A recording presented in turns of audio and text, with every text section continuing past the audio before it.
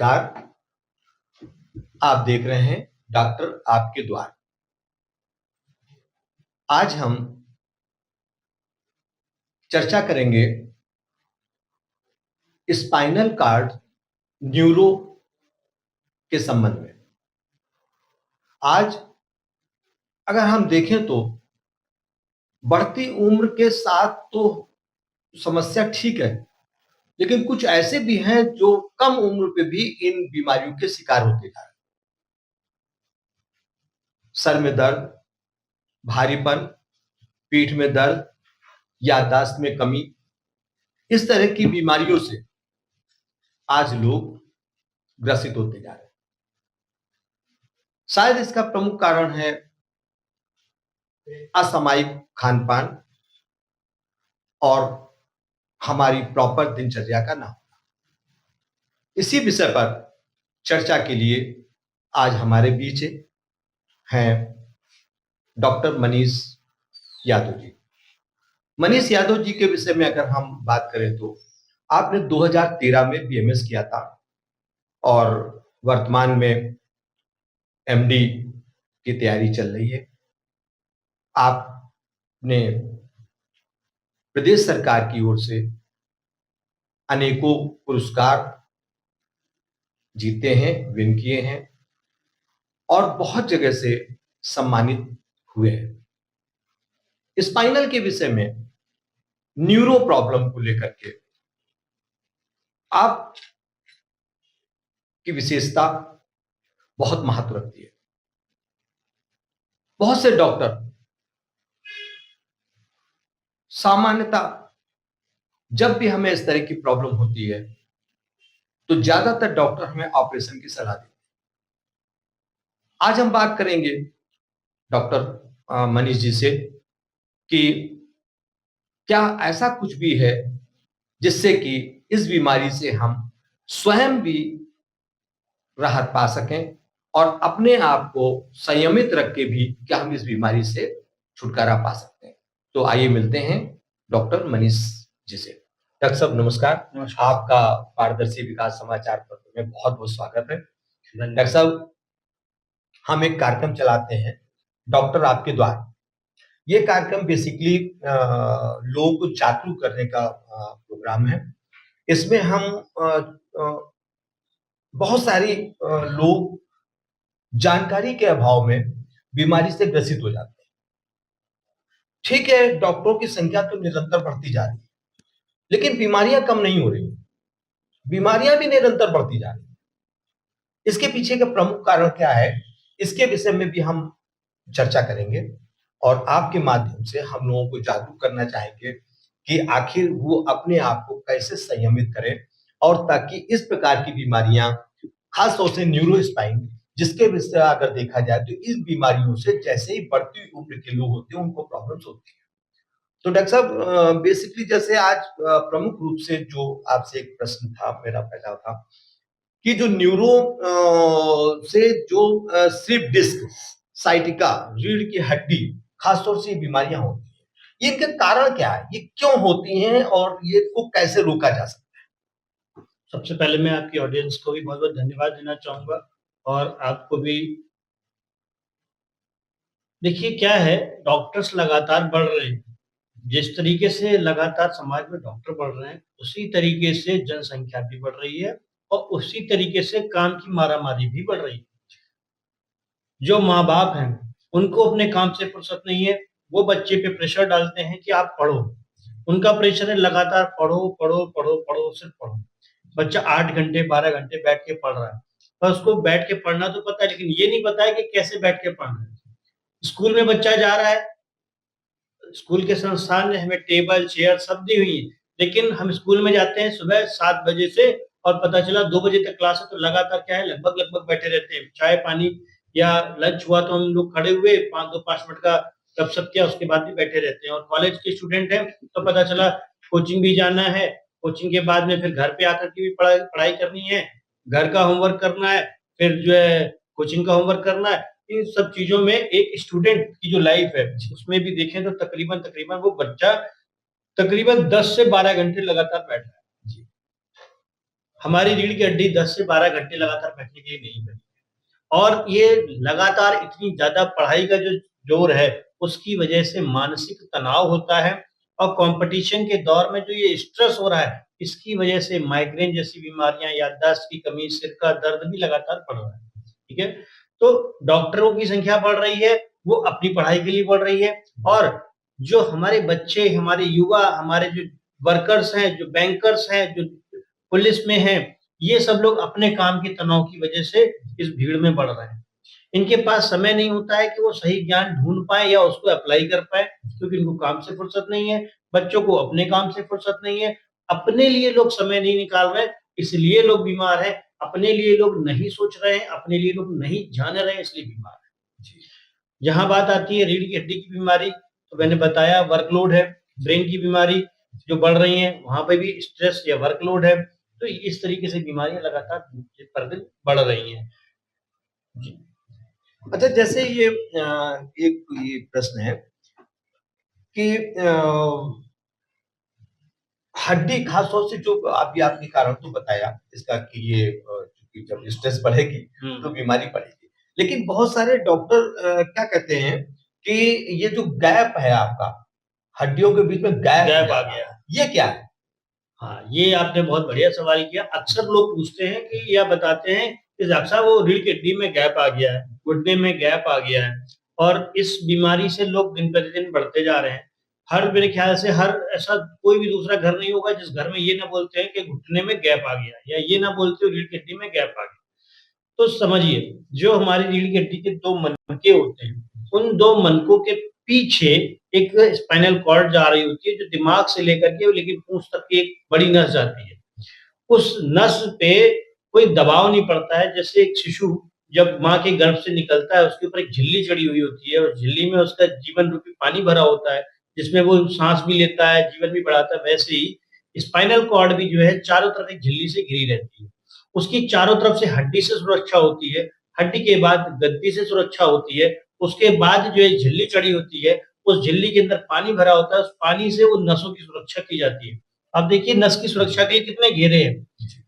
किसी कारणवश जब वो घेरा टूटने लगता है, 2 हड्डियों के दबाव की वजह से, शरीर पे वज़न पड़ने की वजह से, आदमी के गिरने की वजह से, लंबे समय तक बैठने की वजह से, तो जो गद्दी है, वो नीचे की तरफ खसकती है और हड्डी के खसकने की वजह से गद्दी जो होती है, बीच में जो दबी हुई होती है, तो वो चारों तरफ फैलती है और फैल करके नस को दबा देती है। अच्छा, अच्छा। नस के लिए जो बीच में दायरा होता है हड्डियों के बीच का, उसकी जो जगह होती है वो 13 से 15 एमएम होती है।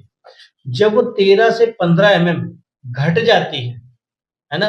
किसी को 10 हो गई, किसी को न ये सब लोग अपनी एमआरआई जिन लोगों को अगर रीढ़ की हड्डी की दिक्कत है, उन्होंने अपनी एमआरआई कराई है, तो एमआरआई उठा कर के देखेंगे तो उसमें लिखा होगा 10 एमएम, 12 एमएम, 7 एमएम, 9 एमएम। ये वो जो गैप है, वो गैप अगर घट जाता है तो उसको बोलते हैं रीढ़ की हड्डी में नस का दब जाना या स्लिप डिस्क हो गया या sciatica। अच्छा डॉक्टर साहब, जैसे ये बात ठीक है। देखिए स्ट्रेस तो है ही है, हाँ, लोगों को अपनी ड्यूटी भी करनी है। हाँ, अब वो अपने सिस्टम से तो नहीं बदल सकते, हाँ, चाहे इसको मजबूरी कह लें या सिस्टम कह लें। तो क्या कोई ऐसा नहीं है कि इन सब परिस्थितियों के बावजूद भी वो अपने शरीर को देखभाल कर सकें और इन बीमारियों से बच सकें? बिल्कुल। देखिए, हमारी लाइफ़स्टाइल में हर किसी माँ-बाप को क्योंकि माँ-बाप ज़्यादा बड़े हैं, वो अपने बच्चे को समझा सकते हैं। तो माँ-बाप को पहले ये सोचना है कि उनकी खुद की लाइफ़ कैसी है? वो कितने घंटे की ड्यूटी कर रहे हैं और किस तरीके की ड्यूटी कर रहे हैं? उदाहरण के तौर पे बहुत सरलता से समझिए इसको। मान के चलिए कि आप एक बैंक के कर्मचारी हैं। आपके माँ-बाप ने बहुत अच्छी पढ़ाई कराई और आपने भी बहुत अच्छी पढ़ाई करी और आप एक बैंक के कर्मचारी बन गए। लेकिन हकीकत में सोचिए, सुबह से लेकर के 10 बजे की जॉब से लेकर के शाम के 8 बजे तक में आप अपनी कुर्सी से कितनी बार उठ पाते हैं? तो जो शरीर के ऊपर का भार है, यानी कि कमर के ऊपर का जो भार है, लगातार वो रीढ़ की हड्डी को दबा रहा होता है और लगातार दबते रहने की वजह से ही रीढ़ की हड्डी में गैप बढ़ता है। इसलिए आपको ज़रूरी है कि आप लोग जो है अपनी काम के दौरान कभी पानी पीने के लिए, कभी दूसरे काम से इस तरीके की एक्टिविटी करें। थोड़ा बहुत कमर को चलाएँ, अपने मूवमेंट को बना के रखें। लगातार एक ही कुर्सी पे तटस्थ होके बैठना ही बीमारी का सबसे बड़ा कारण है। इसी तरीके से बैंक का जो मैनेजर है, वो एम्प्लॉय को तो फिर भी फुर्सत मिल जाती है एक बार कमर को झुकाने की। अगर लेकिन यदि हम बात करें बैंक के मैनेजर की, तो बेचारा जिस वक़्त कुर्सी से चिपकता है, तो वो हिलता नहीं है। तो क्या पढ़ाई आपने इसीलिए की थी? क्या आप पैसा इसीलिए कमा रहे हैं कि आप बीमार हो जाएँ? नहीं, आप चाहते हैं कि आप ठीक रहें, तो अपने एम्प्लॉयी के साथ-साथ अपने देखिए समय निकालना पड़ेगा, काम भी करना है और पब्लिक का भी ध्यान रखना है। पब्लिक के साथ-साथ आप अपनी कमर का ध्यान रखें या अपने इस तनाव का ध्यान रखें, बीच-बीच में कुर्सी से थोड़ी देर के लिए उठते रहें और हाँ, एक चीज़ और मैं आपको बताना जी, चाहूँगा, जी, श्री भाई साहब, जी, कि जो हमारे मरीज हैं या जो हमारी जनता है, आजकल रिफाइंड पे शिफ्ट है, वो डलडे पे शिफ्ट है, वो वनस्पति घी पे शिफ्ट है या राइस ब्रान है, दुनिया भर के सारे तेलों पे शिफ्ट है। वो खुद के घर का तेल नहीं खाती। मतलब कि वो तिल का तेल नहीं खाती, वो सरसों का तेल नहीं खाती या यूँ कह लें जिस जगह वो रहता है, उस क्षेत्र का तेल नहीं खाता, तो ये भी बीमारी का एक बड़ा कारण है। वाह! हम सभी के शरीर में ये बहुत ज़्यादा ज़रूरी चीज़ है कि जो तेल हमारे लिए बना है, वो हमारी बॉडी में इलास्टिसिटी पैदा करता है। जो लोग कहते हैं कि सब तेल खाने से कार्डियक अरेस्ट आ जाता है या कार्डियक की कंडीशन बढ़ जाती है, तो भई बच्चा अगर पैदा हुआ है, तो वो तेल नहीं खाएगा अगर ऐसा है, तो फिर बच्चे को तेल खिलाना बंद कर देना चाहिए आज से। आप देखिए जिस बच्चे को तेल नहीं मिलेगा, वो बच्चा जाकर के 6 से 10 साल में बेकार हो जाएगा। इसलिए तेल शरीर के लिए बहुत ज़रूरी चीज़ है। आप तेल खाएँ और संभव हो सके तो कच्ची घानी का और नहीं संभव हो सकता है तो जो भी तेल है सरसों का, स्पिलर का है, जिसका भी है, तेल होना चाहिए, ना कि वो रिफाइंड होना चाहिए। रिफाइंड का मतलब है आप कचड़ा खा रहे हैं, तेल नहीं है वो। बहुत अच्छी जानकारी। तेल को जी, खाइए, हुँ, अपनी कमर को टहलते रहिए, घूमते रहिए, उससे आराम दीजिए, ये बेहतर चीज़ें हैं। जी, जी। बहुत अच्छी जानकारी। लोग सामान्यतः अपने ही खान-पान को स्वयं खराब कर रहे हैं हाँ, और अपने शरीर के साथ धोखा कर रहे हैं। वो उनको पता ही तो नहीं कि तेल खाना चाहिए। तेल खाना चाहिए और लड़ मूवमेंट करना चाहिए। सर खास तौर पे लड़कियाँ जी, आजकल की जो ये मान के चलिए 12 ईयर से लेकर के जी, जैसे-जैसे इनकी उम्र बढ़ती है, तो स्लिम ट्रिम होने के लिए लड़कियों ने तो तेल 100% बंद कर रखा है। वो बोलती हैं क्या है, चेहरे पे क्या लगाना है? वो अपना वॉश करने के लिए आता है फेस बोलते हैं वॉश जी, हाँ, फेस वॉश। जी, वो बोलते हैं कि उसको फेस वॉश को लगाना है ड्राई स्किन के लिए, जी, ऑयली स्किन ना दिखे। ऑयल आपकी पहचान है। आयुर्वेद में एक शब्द आता है ओज। ओज का मतलब होता है चेहरे की चमक। चेहरे पे चमक जभी आएगी जब शरीर में ओज होगा, जब शरीर में तेल होगा, जब शरीर में न्यूट्रिशन, प्रोटीन ये सब पर्याप्त मात्रा में होगा तो चेहरा चमकेगा। रूखा चेहरा कर लेते हो, फेस वॉश लगा के उसके बाद फिर ऊपर से आप नरिशमेंट लगाते हो, तो क्या फ़ायदा है? तो उसके लिए आप क्या करते हैं फिर ग्लॉस ही लगाना पड़ता है, मतलब बहुत सारे अलग-अलग तरीके हैं। तो मेरा महिलाओं से तो विनती है कि वो जो ग्लो स्किन है, उसको कम ना करें, ग्लो होना ही आपकी खूबसूरती है। तो ये करना चाहिए। बहुत-बहुत बढ़िया, बहुत अच्छी जानकारी। डॉक्टर साहब एक बात और जैसे सामान्यतः जनरल लोग कहते हैं साइटिका की प्रॉब्लम है, ठीक है? फिर वो कहते हैं हमें स्लिप डिस्क की भी प्रॉब्लम है। तो इन दोनों में अंतर क्या है? स्लिप डिस्क और साइटिका में क्या अंतर है? देखिए या ये इसके कारण क्या है? मैं आप ये एक बहुत ज़्यादा लोग क्या होते हैं कि रीढ़ की हड्डी पे एक पैर में जब दर्द आता है, तो लोग बोलते हैं कि हमको सciatica हो गया है। लोगों को नहीं पता होता है कि सciatica है क्या? लोगों को ये भी नहीं पता होता स्लिप डिस्क क्या है? देखा जाए तो दोनों बातें एक ही हैं। जो स्लिप डिस्क है, वही sciatica है। हाँ, स्लिप डिस्क में कुछ चीज़ें बढ़ जाती हैं या sciatica का दर्द 10-15 दिन, महीने भर, डेढ़ महीने तक चलता है, लेकिन अगर इससे ज़्यादा पुराना हो रहा है, तो हम उसको स्लिप डिस्क में बोलेंगे। जैसे कि इसको एक उदाहरण से समझें हम कि आप सबने अपने मार्केट से चावल खरीदा होगा, है ना? और चावल कोई ₹30 किलो आता है, कोई ₹50 किलो आता है, कोई ₹70 किलो आता है, कोई ₹100 किलो आता है। पर क्या सारे चावल एक हैं? नहीं है। चावल सब है, पर चावल की अलग-अलग वैरायटी है। वैसे ही जो sciatica है, वो शुरुआती कंडीशन होती है जब पहली बार नस कंप्रेस होती है, जिसको गाँव की भाषा में कहते हैं चिक चले जाना या चुटकी हो जाना या sciatica हो जाना। sciatica बेसिकली रीढ़ की हड्डी से निकलने वाली कुछ खास नसें होती हैं, जब उस पे दबाव आता है, तो हम बोलते हैं कि आदमी को sciatica हो। लेकिन जब गद्दी डैमेज होती है और गद्दी फट के उसके अंदर का फ्लूइड बाहर निकल आता है जी, या गद्दी सीधे-सीधे नस को टच कर जाती है, तो हम बोलते हैं स्लिप डिस्क। डिस्क डिस्क अपनी जगह से डैमेज हो गई है, स्लिप कर गई है या दब गई है, तब उसको स्लिप डिस्क बोलते हैं। तो दोनों में खास अंतर ये है, लोग अक्सर हमें भी फ़ोन करते हैं, "सर मुझे सciatica हो गया है, तो मैं 10 डॉक्टर को दिखा चुका, 15 को दिखा चुका।" स्लिप डिस्क हो गया है तो ये आप मान के चलिए महीने भर में वो ठीक हो जाएगा, सॉरी sciatica हो गया तो महीने भर में ठीक हो जाएगा। अगर स्लिप डिस्क हुआ है या उसकी कंडीशन sciatica की बढ़ गई है, तो आप उसको sciatica में मान के चलिए बस वो बढ़ी हुई स्थिति है और ये जो है अब आपके ठीक होने के आपकी सामान्य कुछ बोलते हैं ना नुस्खे कर लेंगे तो क्या ठीक हो जाएँगे, तो नुस्खे से ठीक होने वाली नहीं है। ये आपको अपने डॉक्टर से इसका परामर्श लेना चाहिए।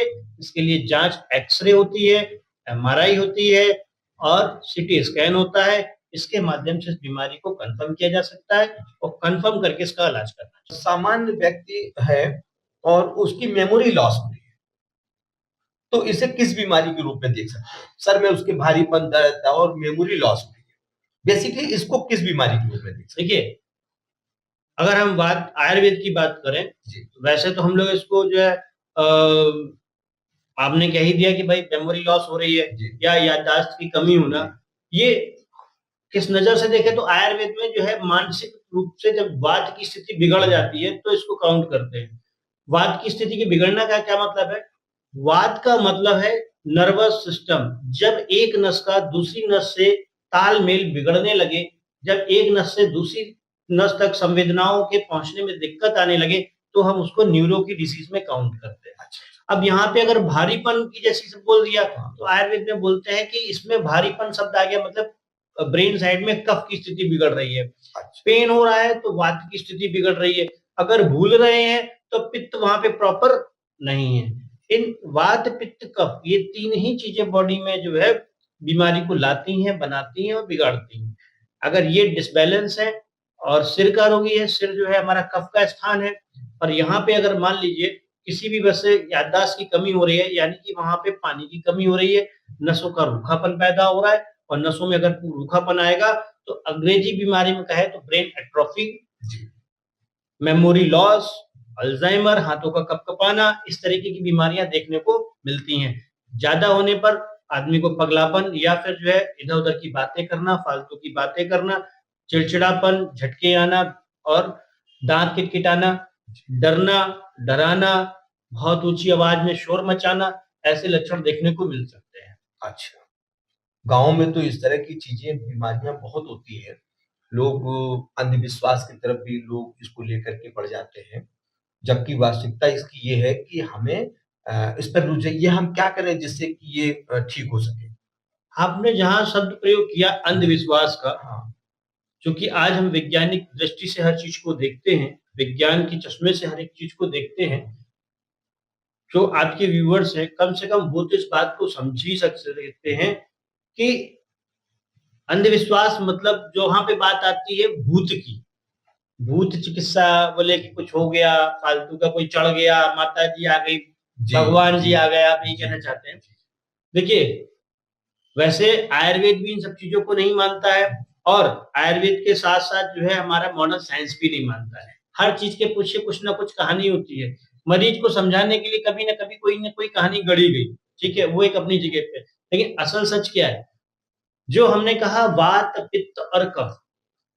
वात दोष यानी कि वायु का दोष।